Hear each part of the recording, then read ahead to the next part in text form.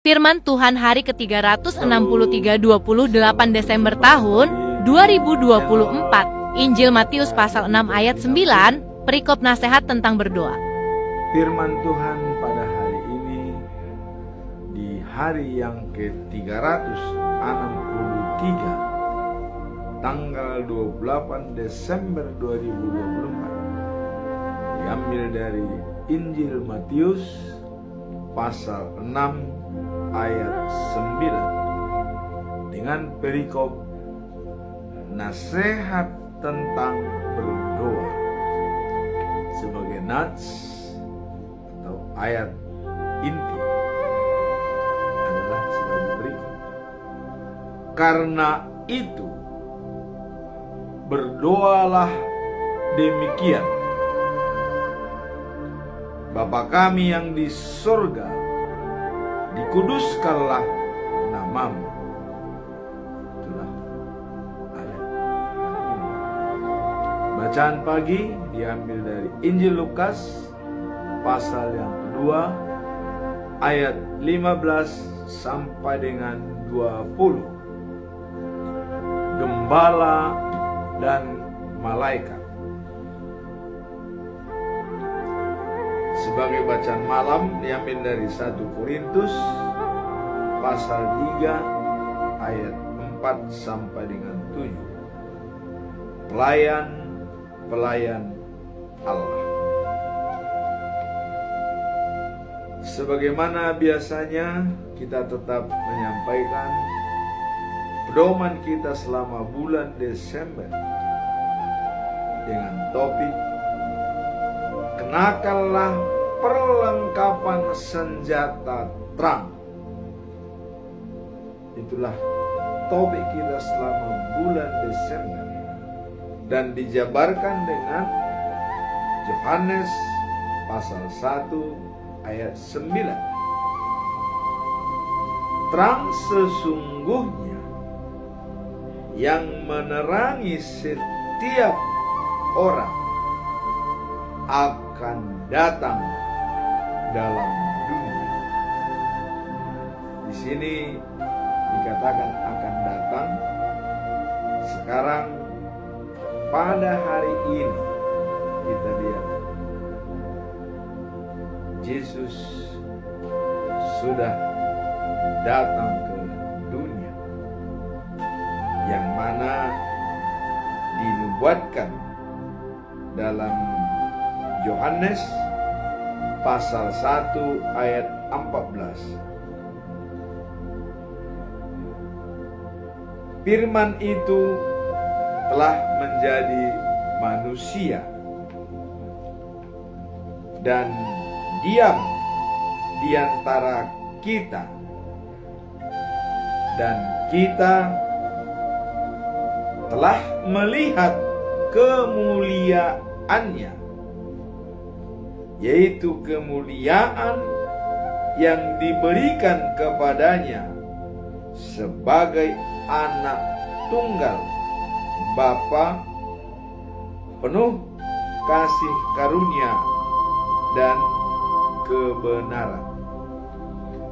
Jadi dengan kemuliaannya kita melihat waktu Yesus lahir, bintang terang terhadap gembala-gembala di timur, sehingga mereka melihat bintang terang itu sangat kaget apa yang terjadi, dan mereka bertanya-tanya. Malaikat datang kepada mereka menyampaikan berita dengan terang yang sangat bersinar kepada mereka, sehingga mereka semua takut. Tapi malaikat mengatakan, jangan takut, telah lahir bagimu hari ini di kota Daud Yesus, anak Allah, dan sedang berbaring di palungan di kota Bethlehem. Dan kedatangan Yesus juga sudah dinyatakan oleh Allah sendiri dalam Yohanes pasal 3 ayat 16. Begitu besar, begitu besar kasih Allah akan dunia ini, sehingga Ia mengirimkan anaknya yang tunggal, supaya barang siapa percaya kepadanya tidak binasa, melainkan beroleh hidup yang kekal.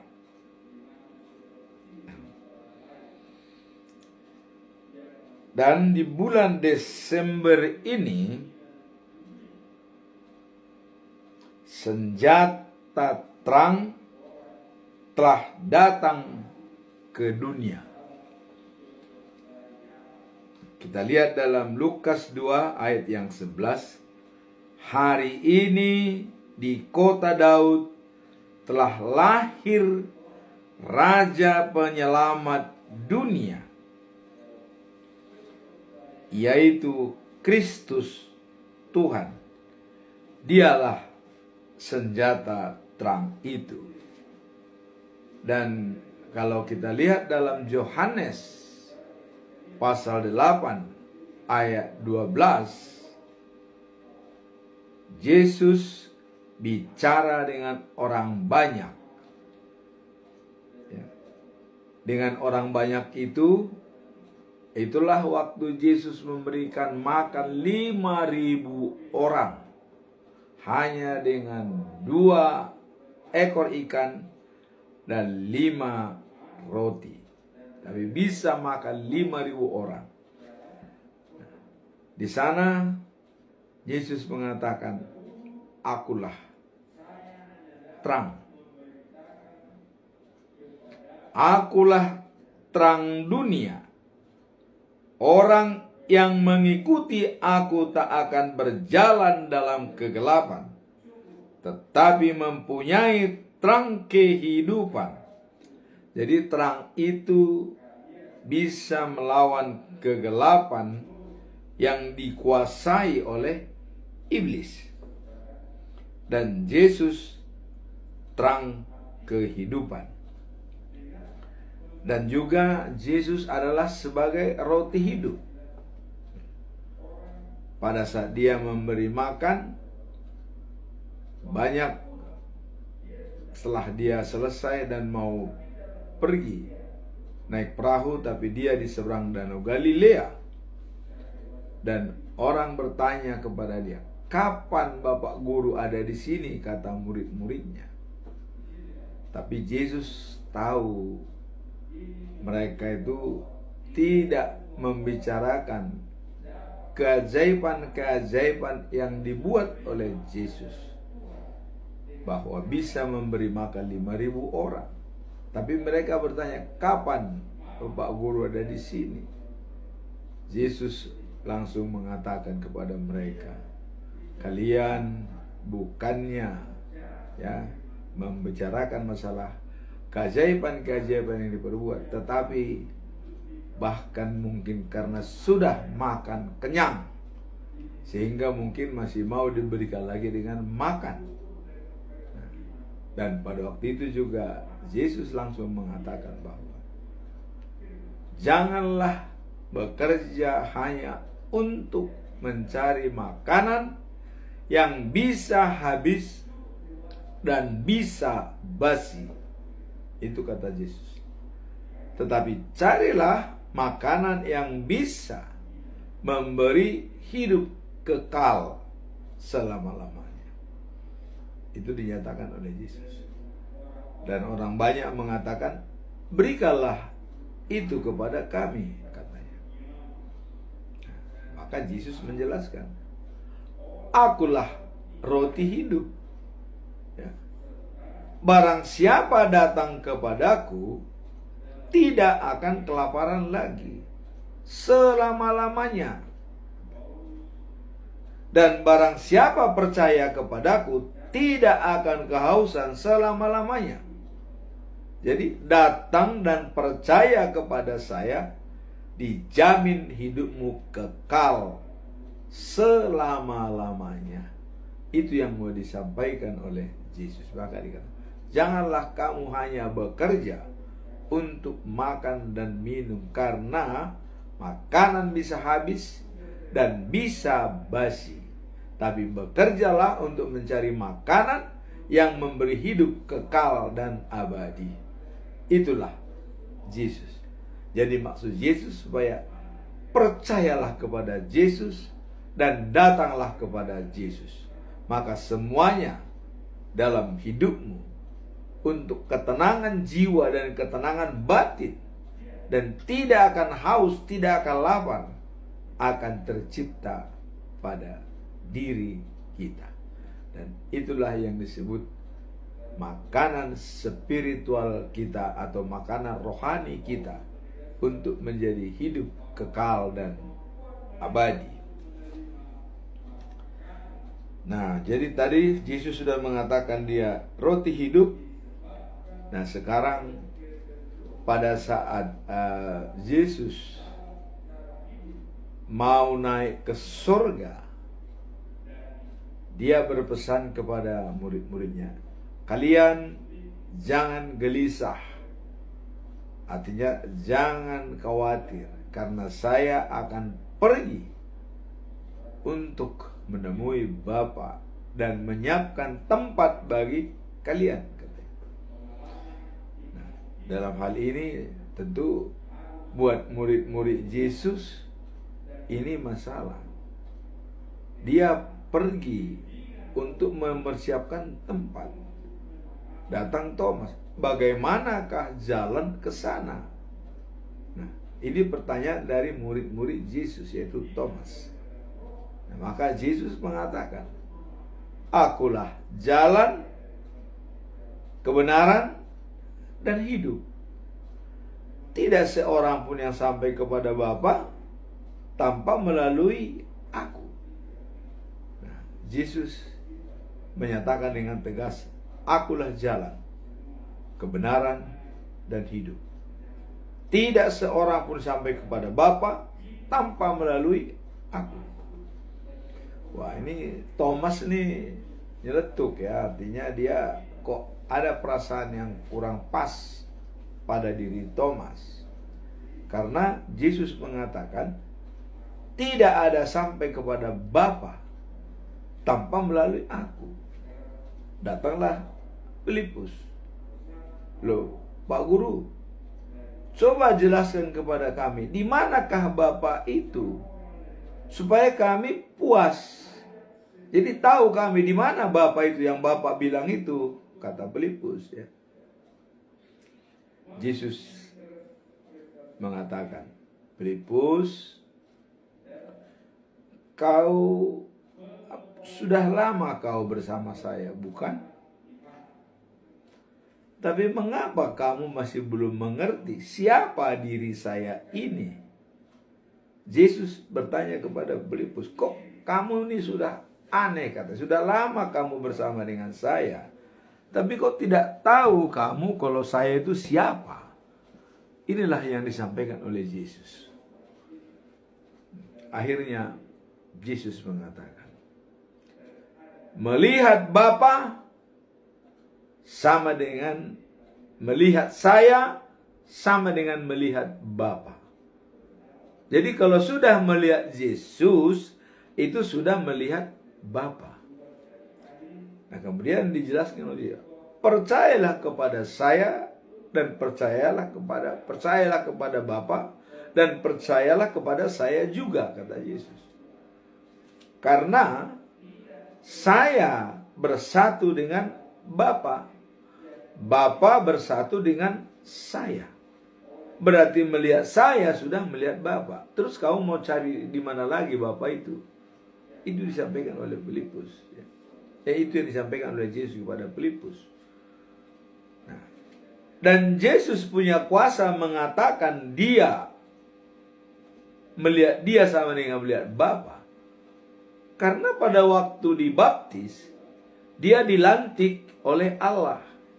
Bagaimana melantik Yesus waktu dibaptis? Kita lihat dalam Matius 3 pasal 3 ayat yang ke-17. Ya. Dikatakan, ya, Matius dikatakan di sana, waktu Yesus dibaptis di sungai Jordan. Kalau kita baca dalam pasal 16 ya, Yesus waktu ditenggelamkan di dalam air dan bangkit, langit terbuka. Langit terbuka dan ada datang dari atas seperti roh Allah berbentuk merpati, turun dan hinggap di atas Yesus. Pada saat itu juga ada suara Allah dari surga yang sangat keras berbunyi demikian. Inilah anakku yang kukasihi. Kepadanya aku berkenaan dan dia menyenangkan hatiku. Jadi ini adalah merupakan pelantikan Yesus dari Allah. Kalau Allah itu berkenaan pada Yesus, maka Yesus mengatakan, akulah jalan, kebenaran, dan hidup. Tidak ada yang sampai kepada Bapa tanpa melalui aku, karena dia sudah didobatkan sebagai anak Allah. Dan kepadanya Allah berkenaan. Jadi kalau kita tidak percaya kepada Yesus, hanya kepada Allah, percuma. Karena Yesus sendiri sudah diberikan kuasa oleh Allah, yaitu waktu dibaptis. Ya. Jadi mari pemikiran-pemikiran sekarang dalam Alkitab, mari kita semakin dewasa dalam hal mempelajari isi Alkitab. Ya. Karena situ sudah jelas, inilah anakku yang kukasihi, kepadanya aku berkenan. Jadi apa yang dikatakan Yesus, apa yang disampaikan Yesus kepada dunia ini, itu adalah merupakan atas persetujuan dari Allah, atas instruksi dari Allah. Karena dalam diri Yesus ada Allah. Tadi dikatakan, melihat saya sama dengan melihat Allah. Berarti Yesus sama dengan Allah. Nah, terus bagaimana lagi? Dan Yesus mengatakan, aku adalah Alfa dan Omega. Sebelum dunia tercipta, aku sudah ada. Sebelum diciptakan, ya. Yang diciptakan pertama itu adalah terang. Dalam Kejadian 1 ayat 3. Jadilah terang, maka terang pun jadi. Kenapa Allah menciptakan yang dulu terang? Itulah yang bisa menerangi kegelapan. Terang. Nah, maka terang itu pun disinonimkan sebagai Yesus datang ke dunia untuk melawan kegelapan-kegelapan, supaya manusia bisa berdamai dengan Tuhan Allah. Kalau kita lihat dalam 1 Titus ya, bahwa Allah berdamai dengan manusia karena roh Allah pada Yesus. Jadi Yesuslah mendamaikan kita dengan Allah.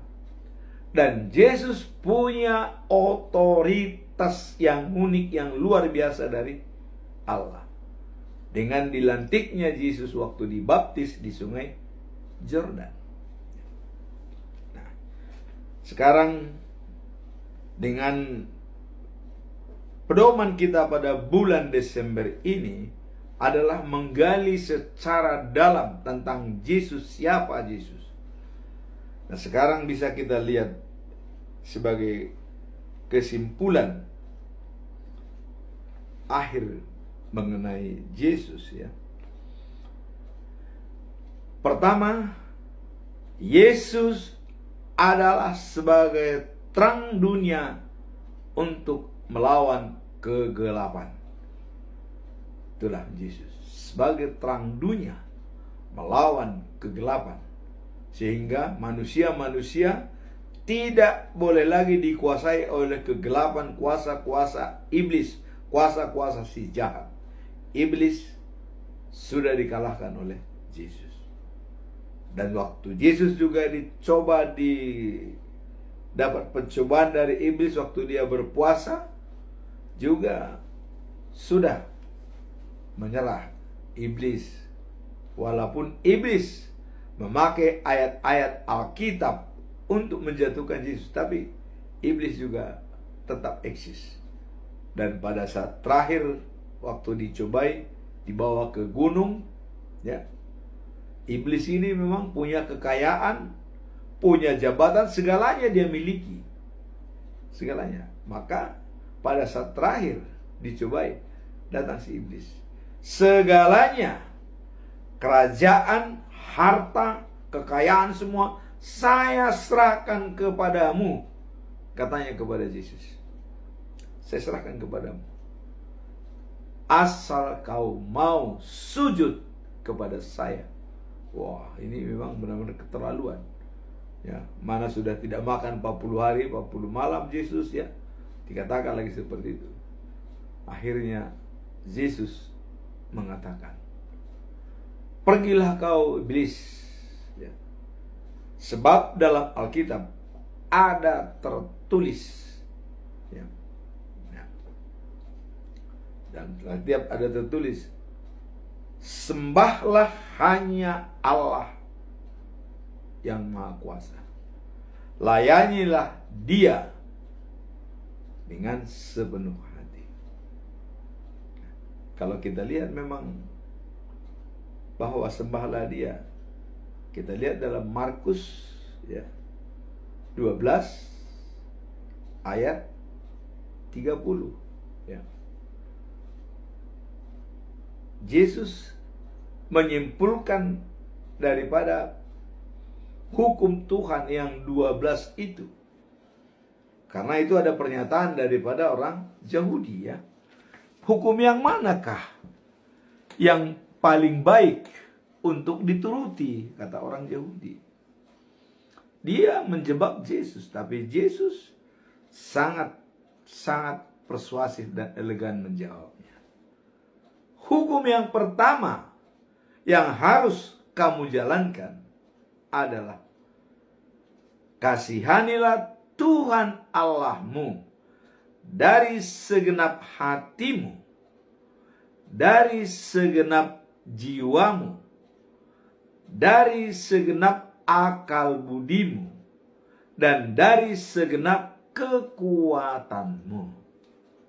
Itulah hukum yang pertama. Dan itulah yang disampaikan oleh Yesus kepada iblis, ya. Kasihanilah Tuhan Allahmu, artinya hanya kepada Tuhan Allah kau menyembah dan berserah kepada Dia. Dan hukum yang kedua katanya, cintailah sesamamu seperti dirimu sendiri.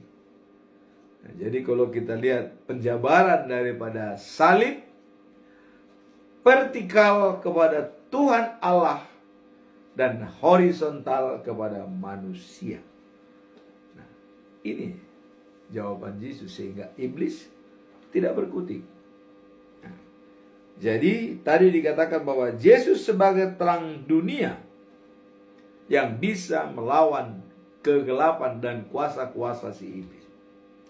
Kemudian yang kedua, Yesus adalah sebagai roti kehidupan. Dialah yang bisa memberi hidup. Rohani kita bisa dihidupkan oleh Yesus karena Dia adalah roti yang hidup.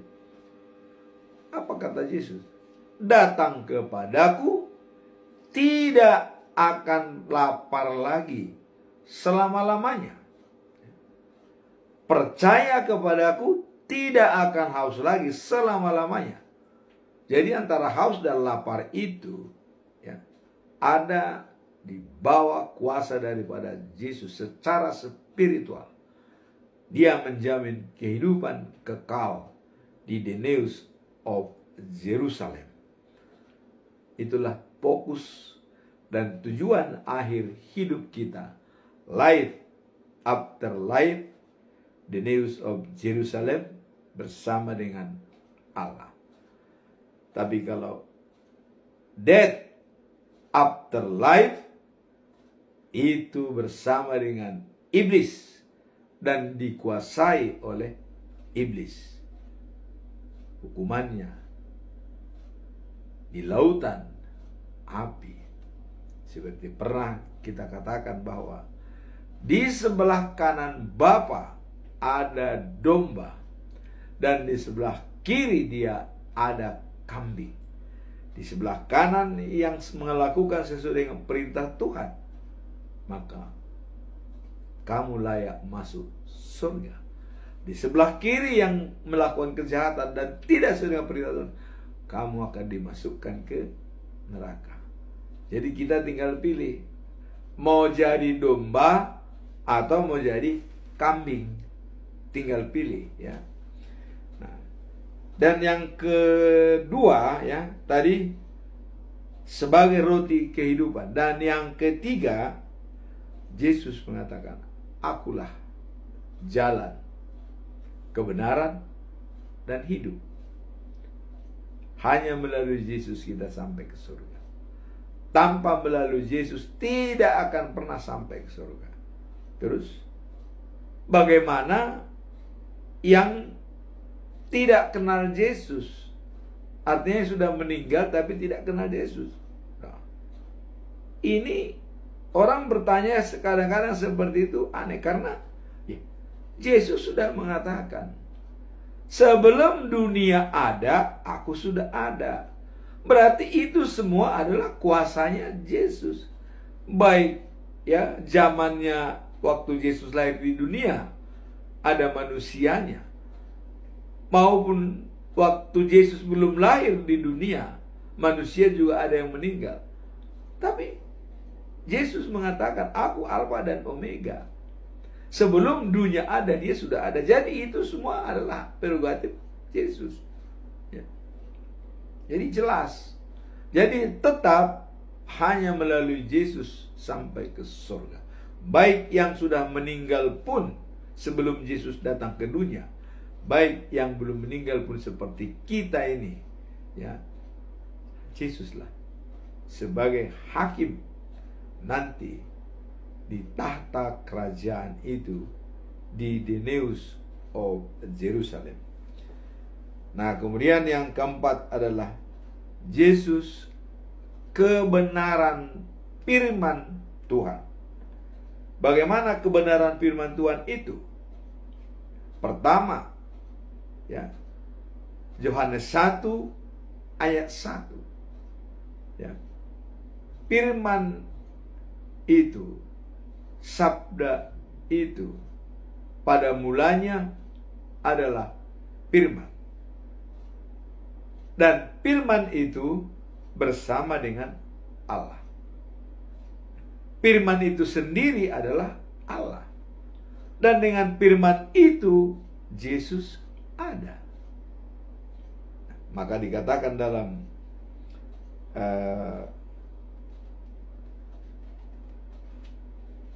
Yohanes 1 ayat 14 dikatakan, firman itu telah menjadi manusia dan diam di antara kita, dan kita telah melihat kemuliaannya, yaitu kemuliaan yang diberikan kepadanya sebagai anak tunggal. Kembali lagi, pelantikan Yesus sebagai anak tunggal, sebagai yang dikasihi, dan dia juga sebagai Tuhan. Dilantik. Itulah kebenaran firman. Jadi kebenaran firman itu apabila kita mengatakan bahwa Yesus itu adalah Tuhan. Itulah kebenaran firman. Kalau ada mengatakan Yesus bukan Tuhan, itu tidak kebenaran firman. Tapi kebenaran firman, Yesus adalah Tuhan. Ya. Nah, dan itu dikuatkan dengan Yohanes pasal 14 ayat yang ke-6. Akulah jalan, kebenaran, dan hidup. Jadi jelas ya. Tanpa melalui aku tidak ada yang sampai kepada Bapa. Itulah kebenaran firman Tuhan. Nah kemudian setelah kita melihat bahwa topik dalam bulan Desember ini adalah terang sesungguhnya yang menerangi setiap orang sedang datang dalam dunia. Yesus sudah datang ke dunia. Dan kita lihat tadi Yesus itu sebagai apa dan peranannya bagaimana. Nah kemudian kita masuk dalam perikop hari ini ya, yaitu dikatakan bahwa dalam Injil Matius pasal 6 ayat 9. Nah ini nasihat tentang berdoa. Nasihat dalam berdoa ini, Bapa kami yang di sorga, dikuduskanlah namamu. Apa makna dan pesan moral dari perikop ini? Itu yang mau perlu kita lihat ya. Nah, coba kita lihat analisa makna daripada perikop ini. Ya. Maknanya adalah perlunya, nah ini, perlunya sikap hormat dan pengakuan terhadap kedaulatan Allah dalam hidup kita. Itu makna. Jadi perlunya ya, sikap hormat dan pengakuan terhadap kedaulatan Allah dalam hidup kita. Nah, kalau kita mencoba menghafal iman percaya setiap minggu, ya, aku percaya kepada Allah Bapa Khalik langit dan bumi. Itu selalu kita kumandangkan. Aku percaya kepada Yesus Kristus Tuhan kita, anaknya yang tunggal, Tuhan kita, dikandung daripada darah Maria dan seterusnya. Aku percaya kepada Roh Kudus, adanya persekutuan orang kudus. Nah, jadi dengan demikian, ya, makna daripada doa Bapa kami, ya, dikatakan bahwa Bapa kami yang di surga, dikuduskanlah namamu. Ini adalah perlunya sikap hormat dan pengakuan terhadap kedaulatan Allah dalam hidup kita. Kemarin Allah yang Maha Esa dan yang satu-satunya Allah yang berkuasa. Dan sekarang kita menghormati Dia, mengakui kedaulatan Tuhan. Nah kemudian doa yang diajarkan Yesus ini itu menggambarkan kita untuk merendahkan diri dan mengarahkan hati kita kepada Allah yang Maha Tinggi, Maka Kuasa, Maha Esa, dan mengingat akan kehendaknya dalam hidup kita.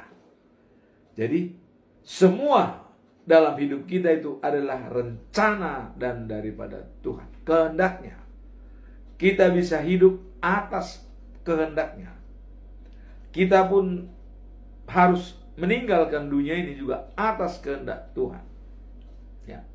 Karena mati, hidup adalah given atau pemberian. Jadi kalau kita juga mau hidup saat ini, ya pemberian Tuhan.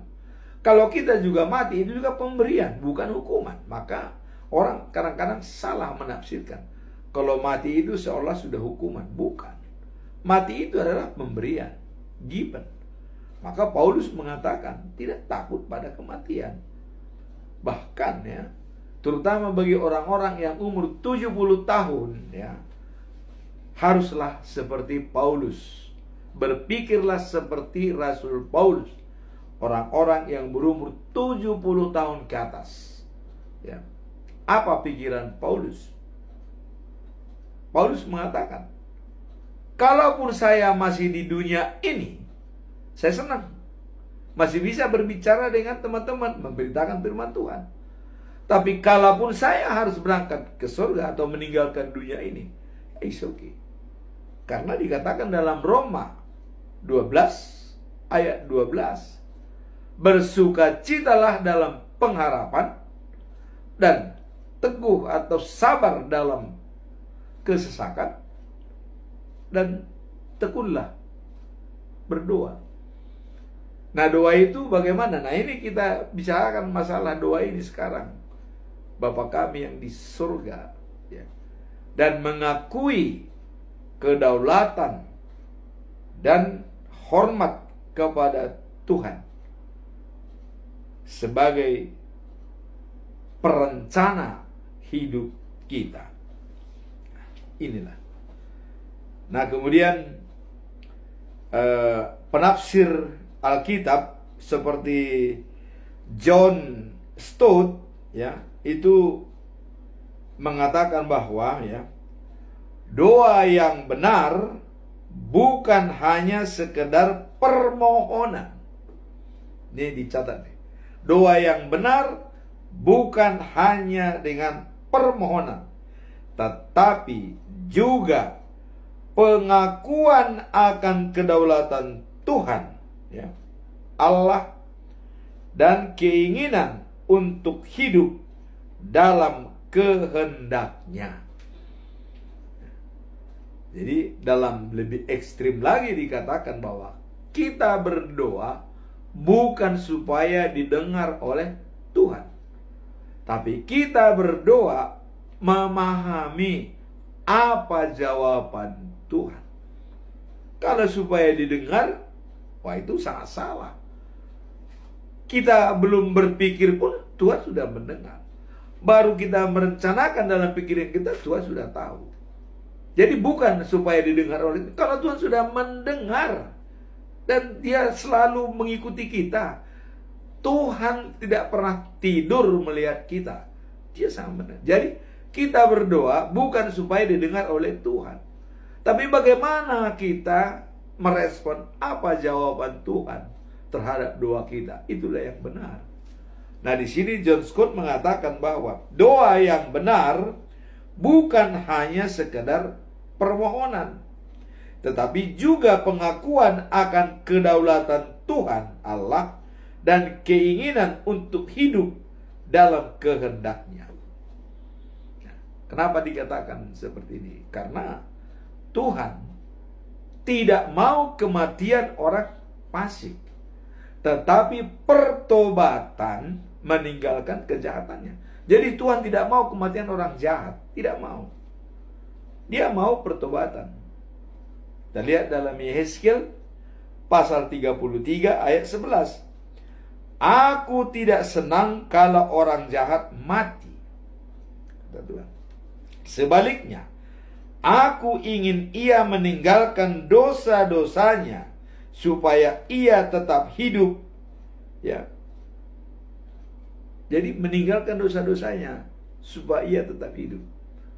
Maka Tuhan mengatakan, ya, kepada bangsa, hai bangsa Israel, ya, berhentilah berbuat jahat. Mengapa kau harus mati? Nah, ini ditekankan Allah pada saat, ya, bangsa Israel di pembuangan sampai 70 tahun. Mengapa kamu harus mati? Kata Allah. Nah, seperti yang jelas, ada pesan Allah melalui Yeremia kepada Raja Zedekia, ya, tapi tidak didengar. Tidak didengar. Apa pesan Allah? Katakan kepada Zedekia supaya dia menyerah kepada Babel dan juga perwira-perwiranya. Keluarganya dan perwiranya akan hidup. Ini kata Tuhan, ya. Tuhan mengatakan seperti itu. Tapi begitu disampaikan oleh Yeremia kepada Zedekia, apa jawaban daripada Zedekia? Wah, Apa kata dunia? Saya raja. Kok menyerah kepada bangsa Babel? Nah, nanti orang-orang saya yang sudah berada di Babel, dia bisa menghina saya. Apalagi orang itu pergi karena misalnya melarikan diri, ya, bergabung dengan Babel. Nanti saya bisa dihina. Oh, saya bisa diledek. Nah, jadi dia melihat masih jabatan raja, kedudukan, ya, kehormatan, masih mengandalkan kehormatan. Padahal Allah sudah memikirkan mati atau hidup. Nah, itulah karena Allah tidak mau kematian bangsa Israel, tidak mau mati. Di sini dikatakan, ya, ingin hidup, meninggalkan dosa-dosanya. Disampaikan oleh Yeremia pesan itu, tidak menerima.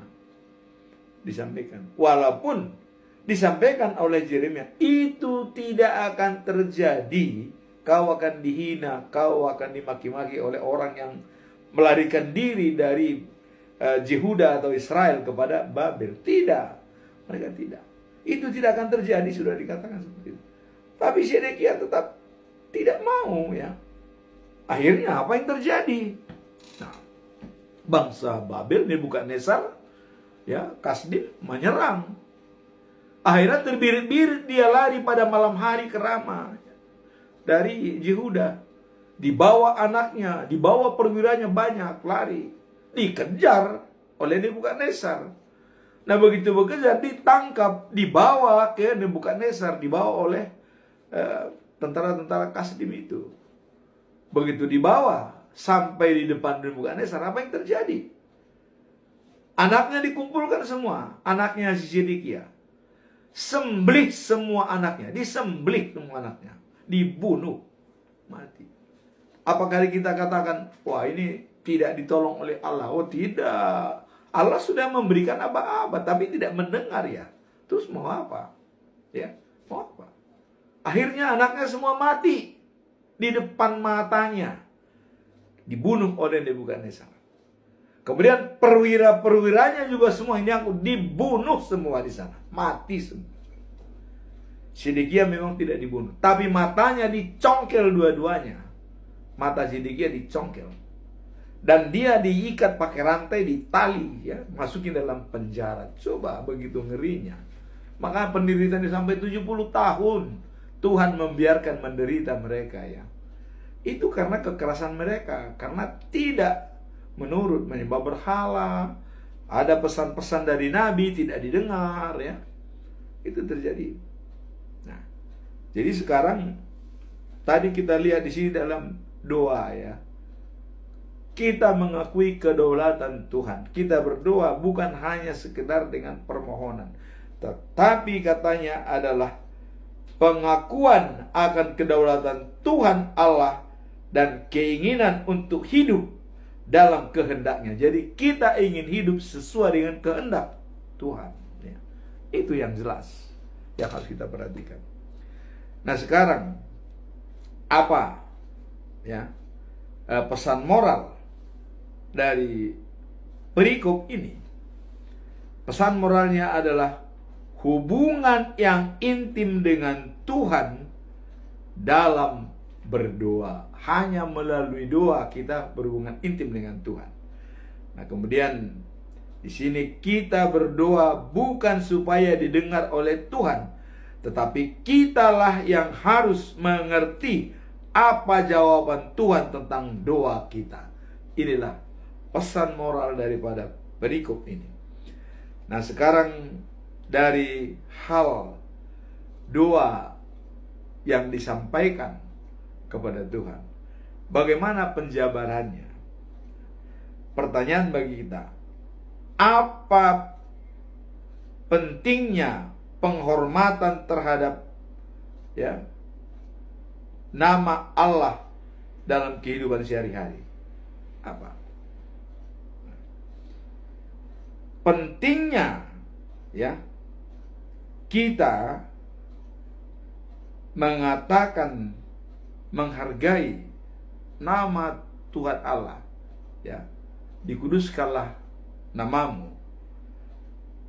kalau kita lihat dalam Amsal 18 ayat 10, nama Tuhan ialah menara yang kuat orang yang benar, ya. Kemudian berlari kepadanya menjadi selamat. Nah, ini dasarnya. Jadi nama Tuhan itu sebagai mercusuar bagi kita, ya, yang kuat, menara yang kuat, dan kita berlari kepadanya, kita akan selamat. Nah, inilah pentingnya kita nama betul. Nah, kemudian betapa pentingnya nama Tuhan dalam, ya,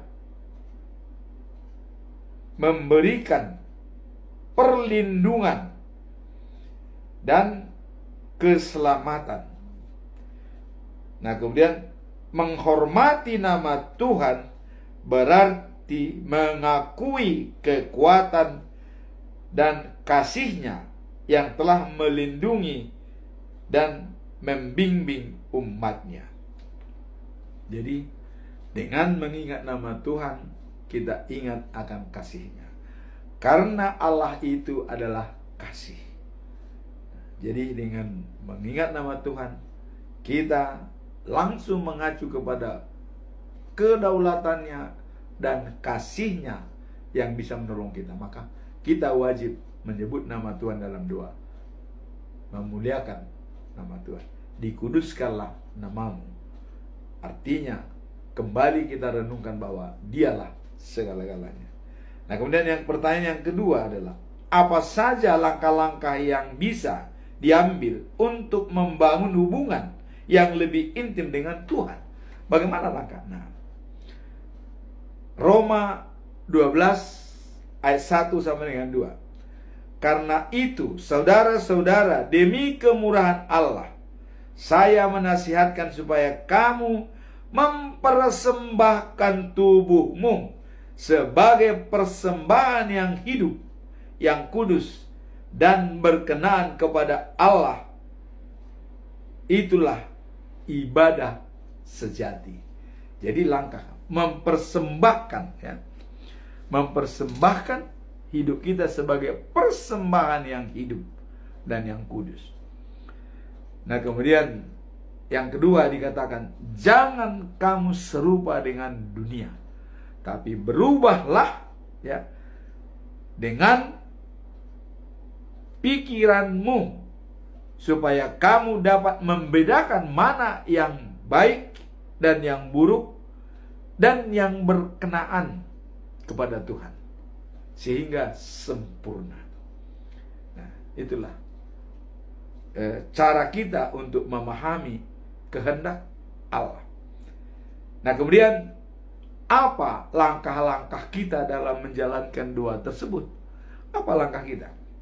Nah, langkah-langkah kita dalam Matius 6 ayat 6 dikatakan, jika engkau berdoa, masuklah ke dalam kamarmu dan tutuplah pintumu, berdoalah kepada Bapa yang ada di tempat tersembunyi, ya, dan Bapa yang melihat yang tersembunyi akan membalas kepadamu.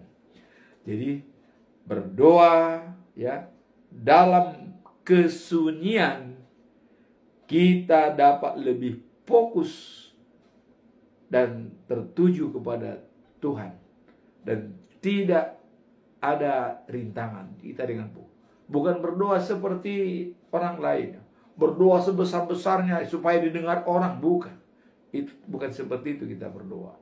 Atau kita lihat setiap jam 4 pagi 5 kali berdoa sehari itu kedengaran dan bahkan mengganggu semua kita. Tuhan mengatakan, tutup kamarmu, kunci, berdoalah kusuk dengan Tuhan. Kalau kita dengan kesendirian, semua apa yang unek-unek kita utarakan, maka Tuhan akan menjawab. Inilah dalam perikop hari ini. Sekarang kita masuk dalam bacaan pagi, ya. Bacaan pagi Lukas 2 ayat 15 sampai 20. Gembala dan malaikat. Nah, di sini gembala diingatkan oleh malaikat jangan takut, dan gembala menjadi pilihan Tuhan dalam berita firman Tuhan. Kemudian gembala setelah melihat Yesus, mereka memberitakan kepada semua orang. Kenapa kepada gembala disampaikan berita kabar baik itu? Ya, mungkin ini karena gembala itu adalah tulus, ya. Dia tidak berpikir macam-macam karena dia hanya antara hubungan domba dan gembala. Bagaimana supaya dombanya tidak terganggu, makan enak, ya, dan juga terhindar dari serangan-serangan binatang buas. Nah, jadi gembala itu pikirannya itu sangat-sangat tulus, ya. Tulus mencintai dombanya dan juga hatinya. Maka Tuhan memberikan berita itu kepada gembala. Dan gembala itu akan dipakai Tuhan untuk bercerita. Karena kenapa? Dengan gembala banyak hubungannya dengan orang-orang. Dia akan menceritakan, wah, Raja Damai sudah lahir. Sudah jelas. Itulah makanya malaikat, ya, Tuhan mengatakan kepada para gembala. Dan setelah gembala itu melihat Yesus, mereka bersuka cita dan bercerita dan menyampaikan berita itu kepada semua orang. Coba, itulah hebatnya gembala, ya. Ya, mungkin karena Daud adalah gembala, ya, maka keturunannya lahir Yesus, ya, juga gembala juga yang pertama mendengar berita itu. Ya, tapi itu hanya sebagai hubungan emosional saja, ya, karena Daud adalah dari gembala diangkat menjadi raja. Dan ini pun gembala diberikan kesempatan untuk melihat bayi yang lahir itu, yaitu Yesus. Apa makna dan pesan moral daripada masalah ini? Kita lihat. Makna perikop ini, ya, menggambarkan bahwa momen yang luar biasa ketika para gembala mendapatkan kabar baik tentang kelahiran Yesus Kristus. Para gembala sangat gembira dan bersuka cita. Mereka memuji dan memuliakan Allah. Pujilah Tuhan. Tuh. Itulah hebatnya gembala. Langsung memuji dan memuliakan Allah. Karena semua yang didengar mereka, ya, dan melihat kejadian dan kenyataan yang disaksikan mereka sendiri. Langsung melihat bayi lahir di palungan, di kandang domba di Betlehem. Mereka pulang dengan sangat gembira. Kemudian apa pesan moral dari perikop ini? Kemudian peristiwa ini menekankan pentingnya berbagi kabar baik dan, ya, menjadikan perjalanan spiritual sebagai bagian dari kehidupan sehari-hari. Jadi dengan adanya, ya, peristiwa ini, kita diingatkan untuk berbagi kabar baik itu kepada semua orang. Bukan berbagi kabar baik, bukan berbagi kabar yang misalnya menyinggung orang atau yang tidak, tapi kabar baik, sukacita, damai sejahtera, ya. Damai sejahtera. Karena dalam Matius 5 ayat 9 dikatakan, orang yang membawa damai itu merupakan anak-anak Allah. Jadi barang siapa membawa damai sebagai anak Allah. Nah, kaum gembala ini juga memberitakan kabar baik itu, mereka yang sebagai anak Allah. Nah, kemudian dalam Yakobus 1 ayat 22 dikatakan, ya, tetapi hendaklah kamu menjadi pelaku firman dan bukan hanya pendengar saja, sebab jika tidak demikian kamu sama dengan menipu diri sendiri. Nah, ini 1 bulan penuh dalam bulan September, ya, yang kita bahas. Dan saya bikin serinya dari seri 245 sampai 274. Jadilah pelaku firman dan bukan hanya pendengar, Sebab kalau bukan demikian, kita sama dengan menipu diri sendiri. Inilah pesan moral dari perikop ini. Nah, kemudian kita masuk dalam bacaan pagi ya. Bacaan pagi diambil dari 1 Korintus pasal 3 ayat 4 sampai 6. Nah, ini adalah merupakan pengalaman Paulus ya. Karena dia menyadari bahwa dalam pemberitaan firman Tuhan tidak bisa membuat sama rata kepada semua orang. Tapi ada barier-barier yang perlu dijaga. Artinya jangan sampai menyinggung orang. Orang yang belum tahan, artinya belum dewasa, tentu diberikan dengan yang sesuai. Nah, kemudian kita lihat ya, siapakah yang menjadikan saudara lebih dari orang lain? Bukankah segala sesuatu saudara terima dari Allah? Jadi mengapa mau ya menyombongkan diri? Karena semua itu, jadi kita dalam pemberitaan firman Tuhan jangan ada kesombongan rohani. Ya, seolah-olah yang lain tidak mengerti langsung kita blame. Jangan. Ini yang mau dikatakan oleh Paulus. Nah, kemudian apa kira-kira makna dari perikop ini? Nah, kita diajarkan tentang pentingnya memahami peran masing-masing dalam pembangunan gereja dan karya Allah. Nah, ayat ini menekankan bahwa meskipun ada berbagai ya pelayan dan pengkhotbah yang menjadi ya hebat, semua itu adalah alat yang digunakan Tuhan untuk mencapai tugas daripada Tuhan. Jadi semua pengkhotbah pelayan itu jangan menyombongkan diri. Dia adalah sebagai alat penyambung dari Tuhan Allah, sebagai imam. Ini yang diingatkan oleh Paulus. Jangan menyombongkan diri, karena itu semua adalah kehendak Allah. Paulus menjelaskan bahwa dirinya dan Apolos ya, memiliki peran yang berbeda. Jadi Paulus menanam, Apolos merawat, tetapi Tuhan yang membuat jadinya. Yang menjadikannya adalah Tuhan. Jadi peran ini harus masing-masing mempunyai porsi tersendiri. Sebagai menanam dengan baik. Dan yang merawatlah dengan baik. Jadi Paulus adalah sebagai pendiri jemaat di Korintus, Filipi, ya, Tesalonik, dan apa yang ditanam di sana itu dipelihara oleh Apolos atau dipupuk, ya, di-manage dengan baik. Tetapi tetap Tuhanlah yang menjadikan semuanya. Nah, apa pesan moral perikop ini? Perikop ini mengajarkan kita tentang kerendahan hati dan pentingnya ya memahami bahwa segala sesuatu yang kita lakukan untuk Tuhan dan saling melengkapi. Jadi semua yang kita lakukan itu adalah untuk Tuhan dan saling melengkapi. Nah, kita harus selalu care atau peduli pada peran masing-masing dalam komunikasi iman.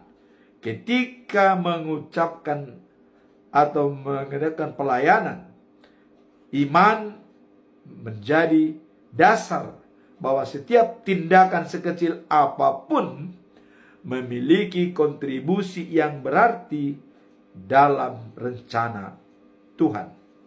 Nah, tetap rendah hati.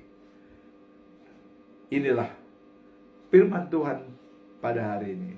Semoga apa yang kita dengar hari ini semakin menguatkan iman percaya kita dan kita berada pada diri kita masing-masing. Amin. Tuhan memberkati.